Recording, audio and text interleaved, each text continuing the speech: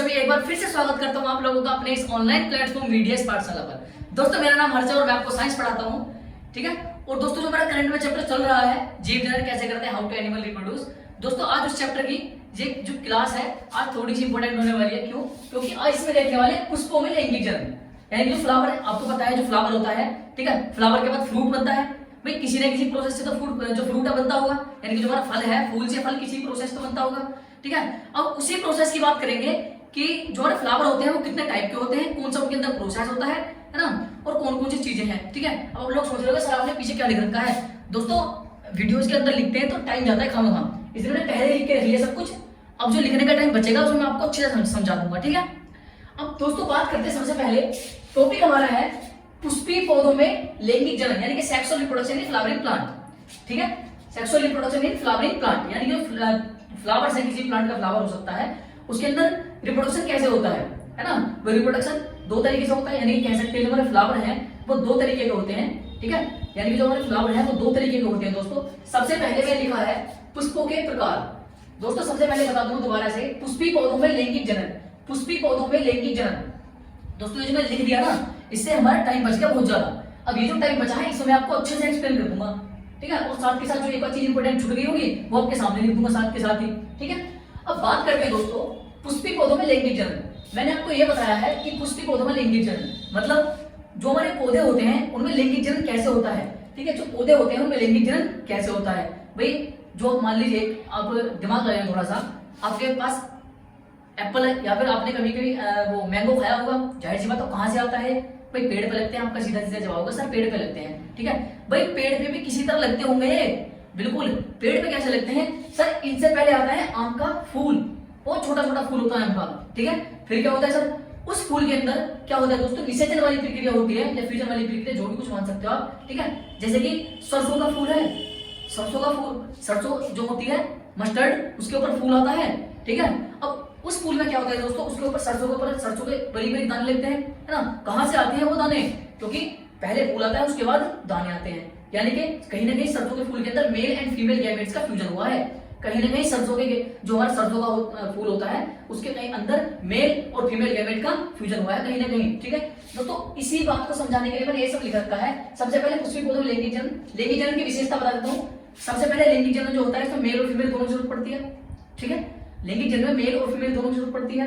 दूसरी बात दोस्तों, जो लैंगिक जनन द्वारा उत्पन्न संतान होती है उनके जो गुण होते हैं, उनके जो कैरेक्टर्स होते हैं, उनके जो जितने भी जेनेटिक इंफॉर्मेशन होंगी वो काफी हद तक अपने पेरेंट्स से मिलती है, ठीक है। लैंगिक जनन द्वारा उत्पन्न जितने भी एनिमल्स होंगे, जितने भी हमारे फ्लावर्स होंगे, उनकी जो यानी कि इनकी जो वो होती है ना जेनेटिकल इंफॉर्मेशन, वो काफी हद तक अपने पेरेंट्स से मिलती है, ठीक है। अब बात करते हैं दोस्तों फूलों के प्रकार, पुष्पों के प्रकार, type of flower, type of flower. दो प्रकार होते हैं पुष्पों के दोस्तों, दो प्रकार होते हैं दोस्तों पुष्पों के, दो प्रकार होते हैं। पहला प्रकार क्या है दोस्तों, सबसे पहला आता है उभयलिंगी पुष्प, उभयलिंगी पुष्प, उभयलिंगी पुष्प, ठीक है। दूसरा आता है दोस्तों एकलिंगी पुष्प। अब उभयलिंगी और एकलिंगी आपको याद कैसे रखना है, ठीक है। पुष्पों के दो प्रकार होते हैं, पहला एकलिंगी, दूसरा उभयलिंगी, या फिर ऐसे कह सकते हो उभयलिंगी और एकलिंगी, ठीक है।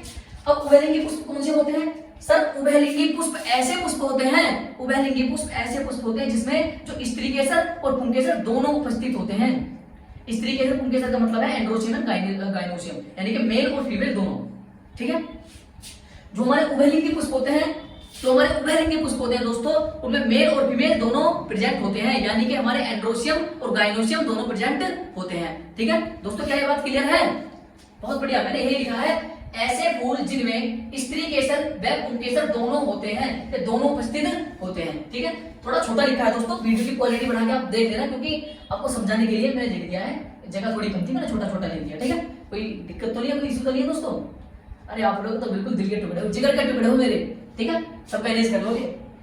अब दोस्तों मैंने इंग्लिश में इसको लिखा है बाइसेक्सुअल फ्लावर, उभयलिंगी पुष्पों को बोलते हैं बाइसेक्सुअल फ्लावर। बाइसेक्सुअल फ्लावर कौन से होते हैं दोस्तों, मैं अभी बताया था, the flower which have both androecium and gynoecium, androecium and gynoecium, androecium gynoecium बोले तो एंड्रोसियम बोलते हैं मेल को, गायनोसियम फीमेल को, ठीक है। जितने फीमेल का पार्ट होता है उसको गायनोसियम, जितना मेल का पार्ट होता है उसको एंड्रोसियम। दोस्तों क्या यहाँ तक बात क्लियर है? बहुत बढ़िया। अब दोस्तों बात करते हैं एकलिंगी पुष्प, यानी कि यूनिसेक्सुअल फ्लावर जो होते हैं। एकलिंगी पुष्प यानी कि यूनिसेक्सुअल फ्लावर ऐसे पुष्प जिनमें या तो स्त्री केसर या पुंकेसर, या तो स्त्री केसर या पुंकेसर, दोनों में से एक उत्पन्न हो, मतलब उपस्थित होगा। स्त्री केसर या पुंकेसर दोनों में से एक उपस्थित होगा दोस्तों, उसको क्या बोलेंगे? एक लिंगी पुष्प। ठीक है, एक लिंगी मतलब एक जना होगा, या तो हमारा जो स्त्री केसर होगा या हमारा पुंकेसर होगा। ठीक है, और उसी को मैंने इंग्लिश में लिखा है, जो एक लिंगी पुष्प है यूनिसेक्सुअल फ्लावर। इसमें क्या लिखा था? Flower which have only one androecium और गाइनोसियम। मतलब कि ये जो लिखा है मैंने वही लिखा है जो आपको समझाना है। ऐसे पुष्प जिनके पास या तो गाइनोसियम होता है, यानी कि या तो हमारा स्त्री केसर होता है, या हमारा एंड्रोसियम यानी कि पुंकेसर होता है। ठीक है, ऐसे पुष्प जिनके पास एंड्रोसियम गाइनोसियम दोनों में से एक होता है, उसको क्या बोलते हैं दोस्तों? एक लिंगी पुष्प। बात क्लियर है? बहुत शानदार। अब मैं आपको थोड़ा सा समझाने की कोशिश करता हूँ। मान लीजिए फ्लावर है, थोड़ा गंदा बनाया पर कोई नहीं, एडजस्ट कर लेना। ठीक है, ये फ्लावर है दोस्तों, ये फ्लावर है। अब दोस्तों इस फ्लावर में आपको देखना क्या है? सबसे पहले जो मैं समझाऊं सारा कंसंट्रेशन आपके यहीं पर होना चाहिए। क्यों? अगर आपके दिमाग से एक भी चीज आउट चली गई दोस्तों, आपके दिमाग से इसमें एक भी चीज आउट चलेगी तो आप अपने मार्क्स डिडक्ट कर बैठोगे, आपके नंबर कट जाएंगे। क्यों? क्योंकि एग्जाम में पूछ ले जाते हैं सारी चीजें। फ्लावर का डायग्राम दे देगा एग्जाम में 5 नंबर का, बोलेगा लेबलिंग कर दो डायग्राम की।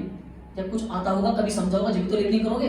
तो इससे बढ़िया आप अभी समझ लो। सबसे पहले दोस्तों ये जो आपको बीच में ट्यूब लाइक स्ट्रक्चर दिख रही है, ये जो आपको ट्यूब सी दिख रही है बीच में, इस तरीके की ट्यूब सी दिख रही है बीच में दोस्तों,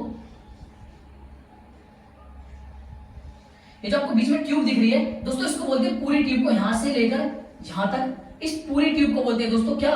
गाइनोसियम। पूरी ट्यूब को बोलते हैं दोस्तों गाइनोसियम। ठीक है, यानी कि दोस्तों ये जो हमारा सबसे ऊपर वाला पार्ट होता है, ये इस पूरे को बोलते हैं ये फीमेल पार्ट है। ये जो फूल के अंदर है ये पूरा फीमेल पार्ट है दोस्तों, ये जो फूल के अंदर है पूरा फीमेल पार्ट है। अंदर की साइड जो दिख रहा है आपको, ये जो आपको बिल्कुल फ्लावर पोट की तरह दिख रहा है ना, जिस टाइप की पौधा सा, बिल्कुल ये इसको बोलते हैं स्त्री केसर यानी कि गाइनोसियम। अब गाइनोसियम के 3 पार्ट होते हैं। जो सबसे ऊपर वाला पार्ट है उसको बोलते हैं दोस्तों स्टिग्मा, बीच वाले पार्ट को बोलते हैं स्टाइल, नीचे वाले पार्ट को बोलते हैं ओवरी, और ओवरी के अंदर होता है दोस्तों ओव्यूल। ओवरी के अंदर होता है ओव्यूल। ठीक है, अब इसको बोलते हैं दोस्तों पेटल्स। ये जो पत्तियां होती है फूल की उनको बोलते हैं पेटल्स। फूल की पत्तियां होती है इनको बोलते हैं पेटल्स। ठीक है, और ये जो आपको ये जो बिल्कुल ऐसे दिख रहा है तीर की तरह, ये जो आपको तीर की तरह दिख रहा है दोस्तों, इसको बोलते हैं दोस्तों एंथर। ये जो ऊपर दिख रहा है आपको गोल गोल सा, इसको एंथर बोलते हैं। और ये जो डंडी सी दिख रही है दोस्तों, ये जो स्टिक सी दिख रही है, इसको बोलते हैं फिलामेंट। और एंथर और फिलामेंट दोनों को मिलाकर इसको बोलते हैं दोस्तों क्या? एंड्रोसियम यानी कि पुरुष वाला पार्ट। यानी कि हम कह सकते हैं, अब हम कह सकते हैं कि ये जो हमारा झाड़ी से निकल रही है ना, ये जो हमारी ऐसे बड लाइक स्ट्रक्चर निकल रही है ऊपर की साइड, ये जो बड लाइक स्ट्रक्चर निकल रही है ये होता है पुरुष वाला पार्ट यानी कि एंड्रोसियम। ठीक है, इसमें भी एंथर होता है, फिलामेंट होता है। हिंदी में बता दूंगा दोस्तों, कोई भी ऐसा इशू मत बनाओ। और फीमेल पार्ट होता है अंदर वाला, दोनों तरफ ये एंड्रोसियम, जो हमारा एंड्रोसियम है दोनों तरफ है, इधर वाला भी हमारा वही है, इधर वाला वही है। ठीक है, अब ये जो हमारा फीमेल का पार्ट है अंदर वाला, इसको बोलते हैं गाइनोसियम। गाइनोसियम के सबसे ऊपर वाला पार्ट होता है दोस्तों हमारा स्टिग्मा, बीच में होता है हमारा स्टाइल, और हमारा सबसे नीचे होता है ओवरी। ओवरी के अंदर प्रेजेंट होता है ओव्यूल। अरे क्या प्रेजेंट होता है? ओव्यूल। ठीक है, बात क्लियर है? बहुत बढ़िया। अब दोस्तों सबसे नीचे अगर आप आओ तो इनको बोलते हैं सेपल्स। ये ग्रीन कलर की होती है। सेपल्स का काम क्या होता है दोस्तों? जब जो हमारा फ्लावर है वो छोटा होता है, अब इनके काम सुन लीजिए। जब फ्लावर हमारा बहुत छोटा होता है तो सेपल्स काम करती है फ्लावर को ऐसे ढक के रखने का। वो जो हरे देखा ना फ्लावर के ऊपर हरे कलर की कोटिंग होती है, हाँ, तो सेपल्स काम करती है फ्लावर को ऐसे ढक के रखने का। ठीक है, ओव्यूल का काम होता है फर्टिलाइजेशन प्रोसेस करना, ओवरी का काम होता है ओव्यूल बनाना, स्टिग्मा का काम होता है ये जो हमारा स्टाइल, सॉरी जो हमारा स्टाइल है, ये जो हमारा स्टाइल है दोस्तों, स्टाइल का काम होता है कि हमारा जो पोलन ग्रेन है, जो हमारा पोलन ग्रेन है दोस्तों,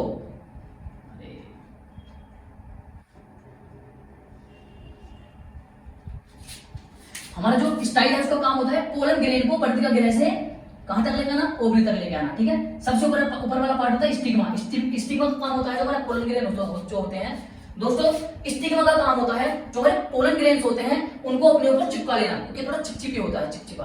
ठीक है, ये जो पोलन ग्रेन्स यहाँ से झड़ेंगे इनको अपने ऊपर चिपकाना किसका काम होता है? स्टिग्मा का। ये नीचे भेजेगा इसको पोलन ग्रेन को ट्यूब लाइक स्ट्रक्चर में। ठीक है, अब ये स्टाइल से होती हुई ओवरी के अंदर जाएगी। ओवरी के अंदर क्या मौजूद है? ओव्यूल। अब ओव्यूल क्या काम करेगा दोस्तों? वो जो हमारा पोलन ग्रेन आया है वो ओव्यूल के साथ फर्टिलाइजेशन कर देगा। फर्टिलाइजेशन करने के बाद मैंने यहाँ लास्ट में लाइन लिखी है, फर्टिलाइजेशन होने के बाद क्या होता है? ये जो हमारा अंडाशय है यानी कि हमारी ओवरी है, ये हमारी फ्रूट में बदल जाती है। ओवरी फ्रूट यानी फल में बदल जाती है।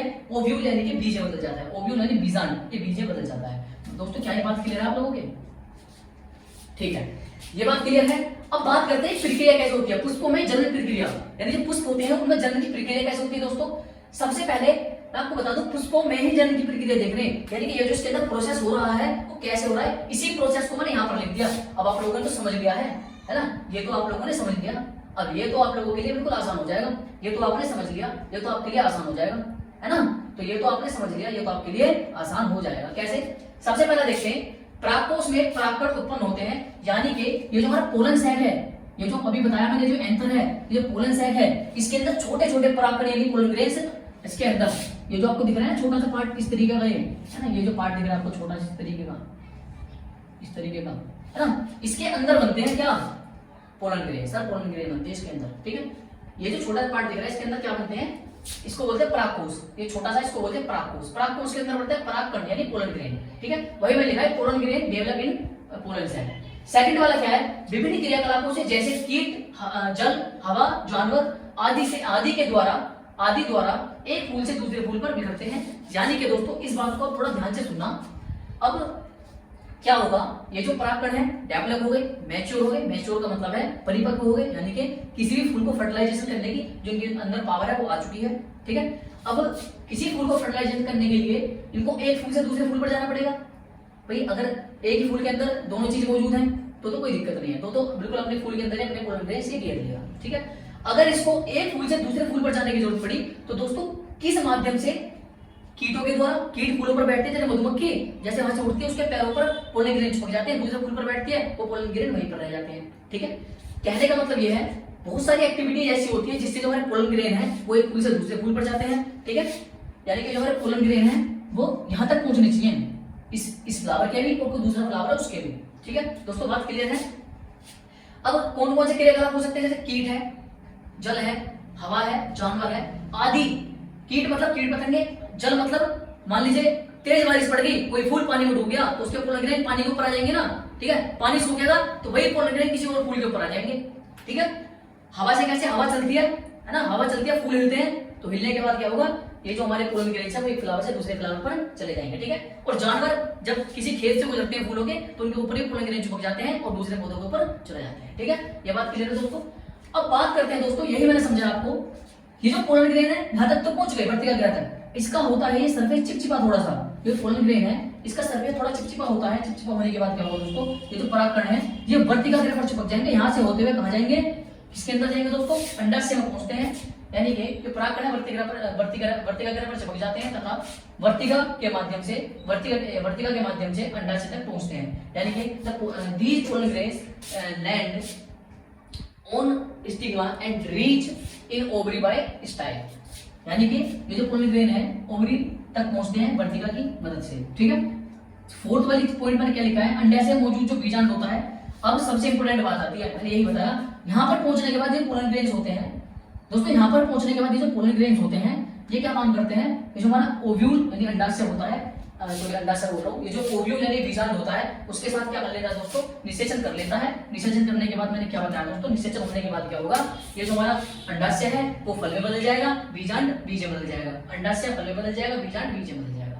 दोस्तों क्या ये बात क्लियर है, ठीक है। अब नेक्स्ट वाली स्लाइड में इसी तरह लिख लेता हूँ, है ना, नेक्स्ट वाली स्लाइड है मैं इसी तरह लिख लेता हूँ उसको, ताकि जो हमारा लिखने का टाइम है बच जाए, क्योंकि अगर मैं लिखता तो मैं हो सकता है आपको इतने अच्छे तरीके से ना समझा पाता। अब मैंने पहले लिख लिया तो आपको इतने अच्छे तरीके से समझा दिया है, आपके दिमाग पर छप गई होंगी चीजें, आपको सारा मटेरियल 5 नंबर का मटेरियल यहीं पर मिल गया, ठीक है। आप इसको नोट कर लीजिए, स्क्रीनशॉट ले लीजिए, कुछ भी कर लीजिए, पर जल्दी कीजिए इसे, ठीक है। फिर नेक्स्ट स्लाइड में लगा देता हूँ, ठीक है दोस्तों, ठीक है। अब दोस्तों एक मिनट,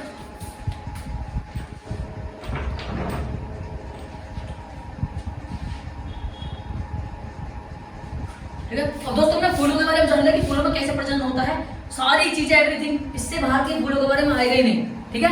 अब बात करते हैं दोस्तों मानव में प्रजनन, मानव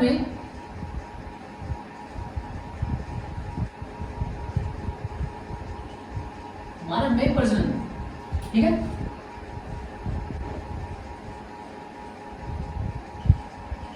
reproduction in human, reproduction in human, ठीक है। अब दोस्तों इसको समझाने से पहले मैं आपसे एक बात पूछना चाह रहा हूं, क्या ये जो हमारे वुमेन्स के अंदर प्रजनन होता है क्या है प्लांट की तरह होता है, प्लांट से डिफरेंट, थोड़ा डिफरेंट होता है? दोस्तों क्या है प्रजनन प्लांट की तरह होता है, प्लांट से डिफरेंट होता है? आप लोग आंसर बताइए, इसमें मैं लिख देता हूं थोड़ा सा।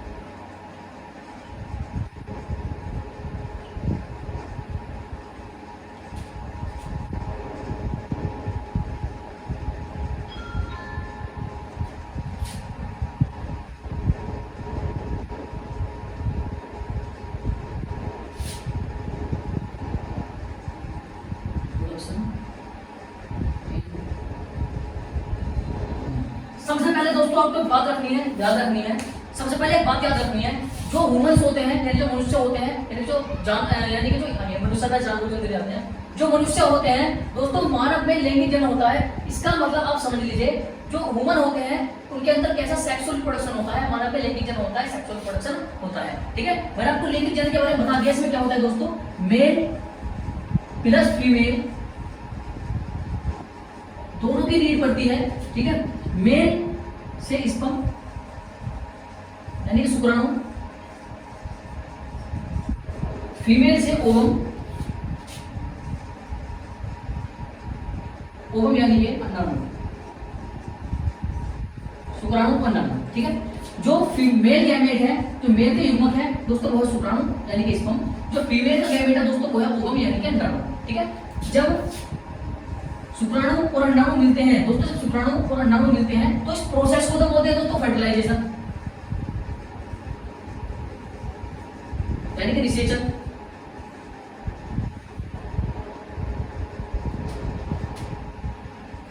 तो इस प्रोसेस को बोलते हैं निषेचन। ठीक है, और मिलने के बाद जो बनता है दोस्तों उसको बोलते हैं युग्मनज यानी जाइगोट, जाइगोट यानी युग्मनज, युग्मनज। ठीक है, अब इस चीज को समझाने से पहले तो एक सेकंड बस। ठीक है, ये चीज क्लियर हुई आप लोगों के। अब बात करते हैं कि ऐसा कौन सा टाइम पीरियड होता है, ऐसी कौन सी समय अवधि होती है जिसमें जो मेल एंड फीमेल है वो रिप्रोडक्शन करने के लिए रेडी होते हैं। अब बात करते हैं परिपक्वता यानी कि पुबर्टी की। पुबर्टी एज क्या होती है, सबसे पहले बात करते हैं पुबर्टी की। परिपक्वता, परिपक्वता। ठीक है, अब इस दोस्तों इसमें होता क्या है, यह है एज की समय अवधि,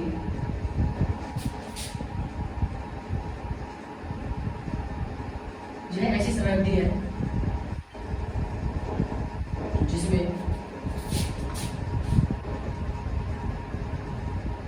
पुरुष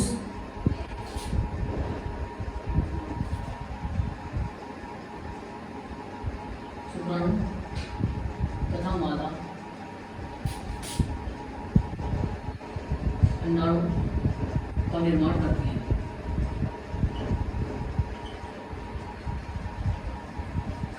ठीक है, दोस्तों पुबर्टी क्या होती है, एक ऐसा टाइम पीरियड होता है यानी एक ऐसी समय अवधि होती है जिसमें जो पुरुष है वो शुक्राणु का निर्माण करने लग जाता है, जो मादा है वो अंडाणु का निर्माण करने लग जाता है। अब ऐसा मतलब ऐसा एनसीईआरटी में ऐसा लिखा है कि जो पुरुष है यानी मेल है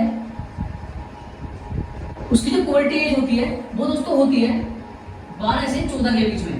मेल की पुबर्टी एज होती है 12 साल से 14 साल के बीच में। उसमें जो स्पर्म का यानी शुक्राणु का जो फॉर्मेशन है वो होना स्टार्ट हो जाता है। जो मेल होते हैं उन्हें 12 से 14 साल की एज में शुक्राणु यानी स्पर्म का फॉर्मेशन होना शुरू हो जाता है। ठीक है, अब दोस्तों जो फीमेल होती है उसमें 11 से 13 ईयर्स के टाइम पीरियड में उनका क्या होता है दोस्तों, जो हमारा अंडाणु यानी कि ओवम है उसका निर्माण होना शुरू हो जाता है। ठीक है, फीमेल्स में 11 से 13 की उम्र में अंडाणु का निर्माण होना शुरू होता है। जो मेल्स होते हैं उनमें 12 से 14 जो साल के अंतराल में क्या होता है दोस्तों, स्पर्म का निर्माण होना शुरू होता है। क्या बात दोस्तों क्लियर आप लोगों के? अब बात करते हैं कि पुबर्टी एज आने पर मेल और फीमेल्स में चेंजेस क्या होते हैं। ठीक है, मेल और फीमेल में पुबर्टी एज आने पर चेंजेस क्या होते हैं।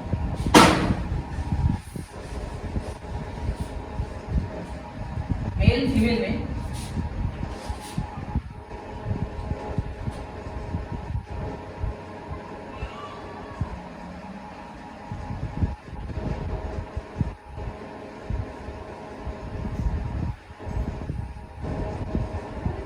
परिपक्वता के दौरान बदलाव, परिपक्वता के दौरान बदलाव, changes during puberty, changes during puberty. ठीक है, अब सबसे पहले अगर मेल की बात कर ले, सबसे पहले देखते हैं मेल में कौन कौन चेंजेस आते हैं। अगर मेल की बात करें सबसे पहले तो आपको पता है जो जेनिटल एरिया होते हैं,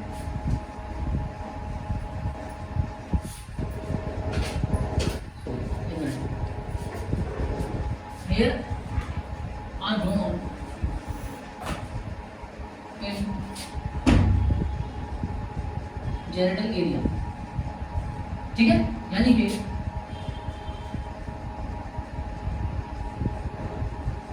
आंख तथा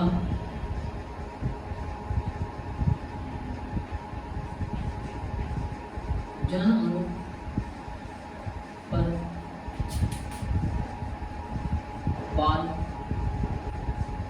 उगना। ठीक है, सेकंड वाली बात क्या करते हैं, डीप डीप वॉइस, यानी कि आवाज भारी हो जाना। डीप वॉइस का मतलब होता है आवाज भारी हो जाना। ठीक है, उसके बाद क्या होता है दोस्तों,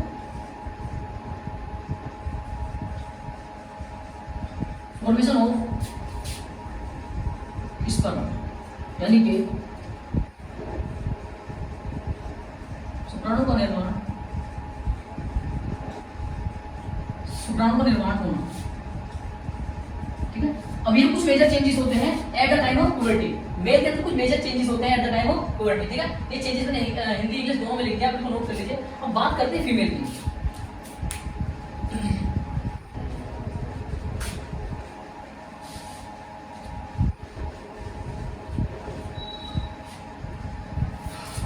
बात करते हैं दोस्तों फीमेल की। फीमेल सबसे पहले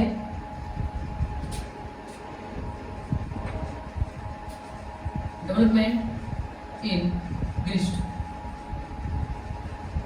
ठीक है, एंड शाइनी हेयर, इसको हिंदी में लिख दूं, स्तनों के विकास के साथ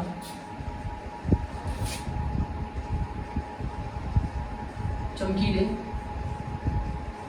बाल होना। ठीक है दोस्तों, अगर एक आध हिंदी में कोई स्पेलिंग मिस्टेक हो जाए ना तो आप थोड़ा प्लीज मेंटेन कर लेना, क्योंकि मैं सीबीएसई बोर्ड से पढ़ा हूँ दोस्तों, तो मुझको हिंदी लिखने में थोड़ी समस्या आती है, लेकिन फिर भी मैं आप लोगों के लिए हिंदी लिखूंगा, इंग्लिश भी लिखूंगा। ठीक है, आप लोग थोड़ा सा मैनेज कर लेना। सेकेंड,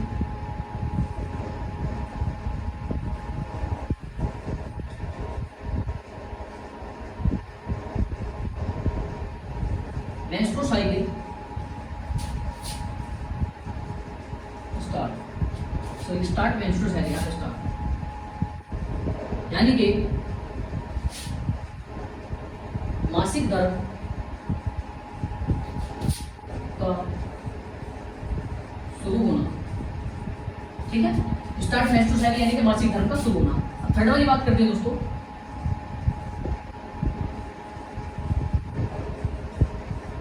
फॉर्मेशन ऑफ ओव्यूल, यानी कि अंडाणु का निर्माण होना। आवाज बारीक या आवाज पतली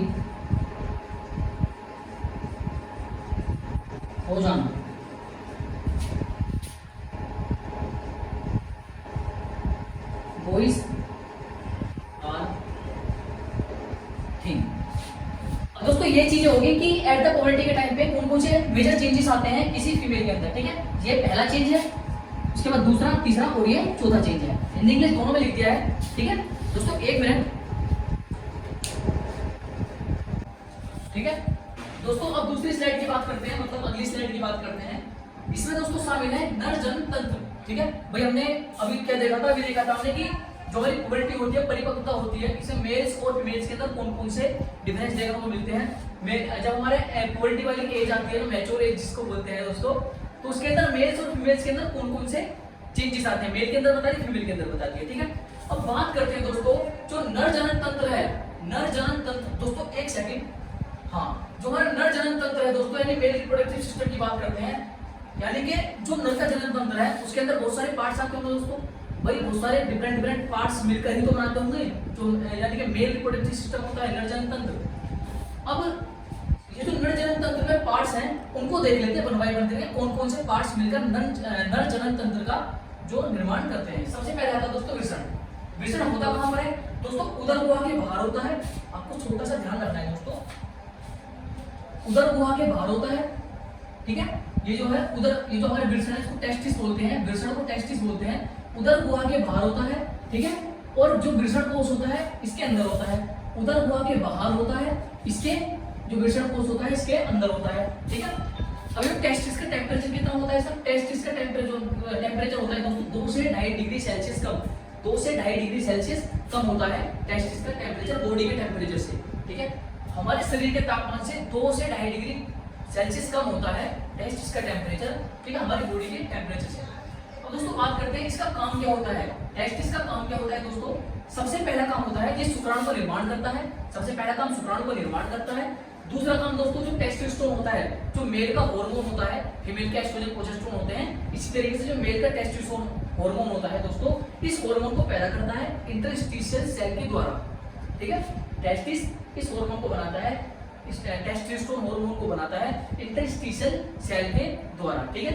इस हार्मोन का काम होता है कि पुरुषों में पुरुष वाले लक्षण लाना, जैसे कि दाढ़ी मूंछ आ जाना, आवाज भारी हो जाना, ठीक है, और बहुत सारे माइनर मेजर चेंजेस होते हैं, तो सारी चीजें टेस्टोस्टेरोन के बलबूते पर होती है, ठीक है।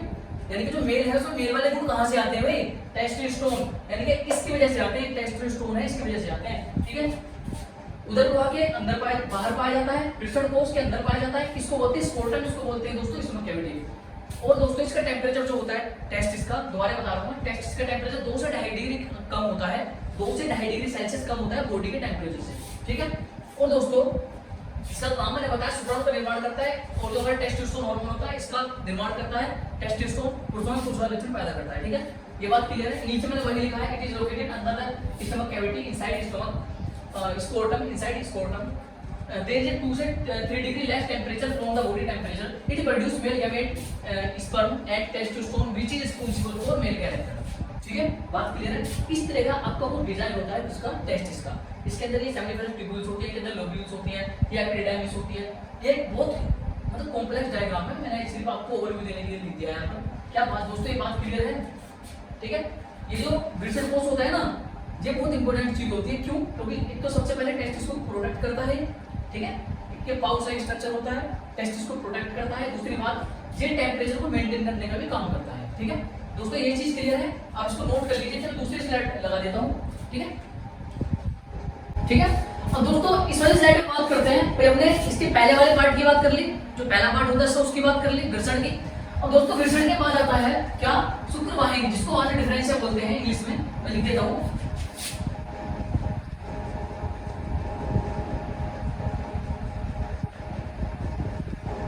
ठीक है, इंग्लिश में भाषा डिफरेंशिया बोलते हैं इसको। यानी कि जो हमारी शुक्रवाहिनी होती है, वही पहला पार्ट हमने पढ़ा वृषण, ठीक है। वृषण के अंदर क्या हुआ, जो हमारा वो था, जो स्पर्म था उसका निर्माण हो गया। वृषण का काम इतना था स्पर्म और हार्मोन का निर्माण करना, जो कि उसने कर दिया, ठीक है। अब दोस्तों सेकंड नंबर की बात करते हैं, उसको सेकंड वाला पार्ट आता है जिसको बोलते हैं शुक्रवाहिनी। सेकंड नंबर की बात आती है, उसको बोलते हैं शुक्रवाहिनी, ठीक है। इसका काम क्या होता है सर, शुक्रवाहिनी का काम क्या होता है, सबसे पहले बता दो दोस्तों, ये ट्यूब लाइक स्ट्रक्चर होती है, यानी कि नली के तरह इसकी संरचना होती है। इसका काम होता है दोस्तों, शुक्राणु के अंदर जो स्पर्म बना है उस स्पर्म को शुक्राणु से प्रोस्टेट ग्रंथि तक पहुंचाना, ठीक है। मैं दोबारा से बता देता हूँ, जो शुक्र वाहिनी होती है दोस्तों, शुक्र वाहिनी होती है, शुक्र यानी वासा डिफरेंशियल होती है, वासा डिफरेंशियल, इसका मेन काम होता है जो हमारे स्पर्म के अंदर, जो हमारा स्पर्म बन चुका है टेस्टिस के अंदर, ठीक है दोस्तों, 1 मिनट, जो हमारा स्पर्म बन चुका है टेस्टिस के अंदर, तो इस शुक्राणु को वृषण से प्रोस्टेट ग्रंथि तक पहुंचाना इसका काम होता है। क्या काम होता है, दोबारा सुन लीजिए, वृषण से प्रोस्टेट ग्रंथि तक शुक्राणु को पहुंचाना इसका काम होता है, ट्यूब लाइक स्ट्रक्चर होती है, ठीक है। अब इस प्रोस्टेट ग्रंथि को आपको याद रखना है, ज्यादा इंपॉर्टेंट हो जाती है आपके पॉइंट ऑफ व्यू, एग्जाम के पॉइंट ऑफ व्यू से, ठीक है। ये जो प्रोस्टेट ग्रंथि है ये थोड़ी ज्यादा इंपॉर्टेंट हो जाती है आपके एग्जाम के पॉइंट ऑफ व्यू से। कैसे? क्योंकि जो है शुक्राणु है, ये जो हमारा स्पर्म है, ये सीमन कब बनता है दोस्तों, इस ग्रंथि से गुजरने के बाद, ठीक है। दोबारा सुनिए, सबसे पहले देखते हैं प्रोस्टेट ग्रंथि के कार्य, यानी कि जो हमारा स्पर्म है, ये शुक्राणु है, वो प्रोस्टेट ग्रंथि तक पहुंच गया, ठीक है। उसके बाद कौन कौन से काम होंगे? सबसे पहले शुक्राणु इस ग्रंथि में पहुंचने के बाद सबसे पहले जो शुक्राणु है वो तरल अवस्था में आ जाएगा, ठीक है। शुक्राणु तरल अवस्था में आ जाएगा, सबसे पहले sperm comes into liquid state, शुक्राणु तरल अवस्था में आ जाएगा, पहली बात ये होगी। दूसरी बात दोस्तों, शुक्राणु है उसको पोषण मिल जाएगा, मतलब चलने के लिए, मोबिलिटी करने के लिए पोषण मिल जाएगा, तो provide nutrition to the sperm, ठीक है। थर्ड बात कौन सी आ जाती है कि प्रोस्टेट ग्रंथि की काम बता रहा हूं मैं, ठीक है। थर्ड वाली बात आ जाती है, शुक्राणु को चालकता प्रदान करता है, ठीक है, और इस ग्रंथि में क्या होता है, शुक्राणु को सीमन बना दिया जाता है, ठीक है। ये बात क्लियर है, शुक्राणु को सीमन बना दिया जाता है। और दोबारा सुन लीजिए दोस्तों, जो प्रोस्टेट ग्रंथि होती है इसके बहुत इंपॉर्टेंट कार्य होते हैं। सबसे पहले आपको बताएं तो सबसे पहले इसका काम क्या होता है, भाई शुक्राणु वृषण से प्रोस्टेट ग्रंथि तक पहुंच गया, प्रोस्टेट ग्रंथि तक पहुंचने किसके माध्यम से, शुक्र वाहिनी यानी कि वासा डिफरेंशियल के माध्यम से, ठीक है। इसके बाद क्या होता है दोस्तों, जो हमारी प्रोस्टेट के ग्रंथि के कार्य क्या होते हैं, सबसे पहले शुक्राणु तरल अवस्था में आ जाता है, sperm comes into liquid state, ठीक है। दूसरा काम कौन सा होता है दोस्तों, शुक्राणु को पोषण प्रदान करता है, यानी कि शुक्राणु होता है उसको पोषण मिल जाता है इस ग्रंथि में आने के बाद। थर्ड वाली बात कौन सी होती है दोस्तों, जो शुक्राणु हो उसको चालकता मिलती है, मतलब चालकता मतलब समझ रहे हो, मोबिलिटी, मतलब एक जगह से दूसरी जगह जाने की जो कैपेबिलिटी या पावर होती है उसको मोबिलिटी बोलते हैं, ठीक है। शुक्राणु को चालकता मिल जाती है एक जगह से दूसरी जगह जाने के लिए, यानी कि provide mobility to sperm. Third वाली बात दोस्तों, जो हमारी ग्रंथि है जिस शुक्राणु को जो सीमन है वो बना देती है, sperm convert into semen by this gland, ठीक है दोस्तों। ये तो हो गया हमारे सेकंड वाले जो पार्ट था, सेकंड जो उसका हिस्सा था, पार्ट बोलिए, हिस्सा बोलिए, कुछ ही बोल लीजिए, शुक्र वाहिनी, ठीक है। अब इसके थर्ड वाले हिस्से की तरफ बढ़ते हैं दोस्तों, ठीक है। अब इसको आप प्रोस्टेट ग्रंथि या तो उसका थर्ड वाला हिस्सा मान लीजिए, ये इसी का पार्ट मान लीजिए, ठीक है, पर मानना पड़ेगा आपको इंपॉर्टेंट लिए, ठीक है, क्योंकि ये इसका या तो उसको थर्ड फोर्थ कुछ कोई सा पार्ट मान लीजिए, लेकिन थोड़ा सा इंपॉर्टेंट है क्योंकि शुक्र वाहिनी के बाद डायरेक्ट इसमें जाता है। इसके बाद कहां आता है दोस्तों, अब बात करते हैं मूत्रमार्ग यानी कि यूरेथ्रा की, मूत्रमार्ग यानी कि यूरेथ्रा की। दोस्तों इसमें क्या होता है, यह मूत्र तथा सीमन का सामान्य मार्ग होता है, इसका जो भारी आवरण होता है इसके साथ, यानी कि अपने भारी आवरण के साथ जब होता है इसको क्या बोलते हैं, पेनिस बोलते हैं। बात क्लियर है दोस्तों, मैं एक बार यही समझता हूं, यूरेथ्रा क्या होता है दोस्तों, it is common path of urine and semen with their outer cell known as penis, ठीक है। दोबारा बता देता हूं दोस्तों, ये जो हमारा मूत्रमार्ग होता है दोस्तों, इस मूत्रमार्ग में काम क्या होता है इसका, इस ग्रंथि से निकलने के बाद eight the time of ejaculation, ठीक है, इसमें क्या होता है दोस्तों, जो हमारा यूरिन होता है और जो हमारा सीमन होता है, इन दोनों का एक सामान्य पाथ होता है, ठीक है, यूरिन और सीमन का सामान्य पाथ होता है। जब ये पेनिस, ये जो यानी मूत्रमार्ग होता है, जब अपने भारी आवरण के साथ होता है, मसल्स के साथ होता है दोस्तों, उसको पेनिस बोलते हैं, ठीक है। ये मैं लिखा urethra, it is common path of urine and semen with their outer cell known as penis. दोस्तों क्या बात क्लियर है, मैं नेक्स्ट वाली वो लगा देता हूं, ठीक है, आप देख लीजिए दोस्तों। आज का जो हमारा सेशन है वो यहीं तक रहने वाला है, जो आज जितना आज आपको पढ़ाया गया होगा, आशा करता हूं आपके समझ में आया होगा दोस्तों। आज का सेशन हम यहीं तक रखते हैं अपना, और इससे आगे की चीजें कल पढ़ेंगे दोस्तों। कल क्या पढ़ेंगे दोस्तों, कल सबसे जो इंपॉर्टेंट चीज पढ़ेंगे वो पढ़ेंगे फीमेल रिप्रोडक्टिव सिस्टम, यानी कि मादा का जनन तंत्र पढ़ेंगे, ठीक है। तो आज हमने पुरुष के बारे में जो जनन तंत्र था वो देख लिया, कल मादा का जनन तंत्र देखेंगे, ठीक है, रिप्रोडक्टिव सिस्टम देखेंगे दोस्तों। आज के लिए इतना ही, ठीक है। तो जो बच्चे हमारे से सच्ची मेहनत कर रहे हैं उनके लिए सिर्फ एक ही बात बोलना चाहूंगा कि रख हौसला, आपको मंजिल भी आएगा, प्यासे के पास चल के समंदर भी आएगा, थक कर ना बैठे मंजिल के मुसाफिर, मंजिल मिलेगी और मिलने का मजा भी आएगा दोस्तों, ठीक है। हमारे साथ इस तरह मेहनत करते रहिए, हमारा भी हौसला बढ़ता रहेगा और आपका तो हौसला बढ़ाते रहेंगे, ठीक है। जब तक के लिए आपसे विदा लेना चाहता हूँ, जय हिंद।